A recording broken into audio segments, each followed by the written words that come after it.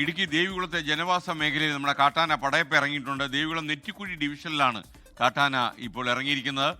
രാഹുൽ വിജയൻ ചേരുന്നു. രാഹുൽ വിജയൻ, ശരിക്കും ഇതിന് വോട്ടവകാശം കൊടുക്കാൻ സമയമായി തോന്നുന്നു. കാര്യം അത്രയും കൂടുതൽ സാന്നിധ്യം ഉണ്ടല്ലോ അവിടെ.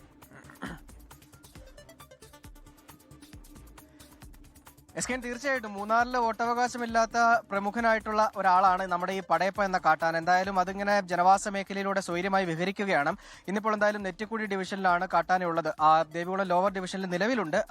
കുറച്ചു നേരം മുമ്പായിരുന്നു നെറ്റിക്കുഴി ഡിവിഷനിൽ ലയങ്ങൾക്ക് സമീപത്തെത്തിയത്. പ്രദേശത്ത് വ്യാപകമായിട്ട് കൃഷി നശിപ്പിച്ചു എന്ന് നാട്ടുകാർ പരാതി പറയുകയും ചെയ്യുന്നുണ്ട്. എന്തായാലും വനംവകുപ്പിന്റെ നിരീക്ഷണമുണ്ട് എന്നുള്ളതാണ് ആ വനംവകുപ്പ് പറയുന്നത്. ആർആർടിയുടെ പ്രത്യേക ടീം പടയപ്പയെ നിരീക്ഷിക്കുന്നുമുണ്ട്. ഏതെങ്കിലും വിധത്തിൽ ആശങ്കപ്പെടേണ്ട സാഹചര്യമുണ്ടോ എന്ന് ചോദിച്ചാൽ ഈ ലയങ്ങൾക്കൊക്കെ സമീപത്തെത്തുമ്പോൾ സ്വാഭാവികമായിട്ടും ആശങ്കപ്പെടേണ്ട സാഹചര്യമുണ്ട്. കാരണം കൊച്ചു കുട്ടികളുണ്ട്, മുതിർന്നവരുണ്ട്.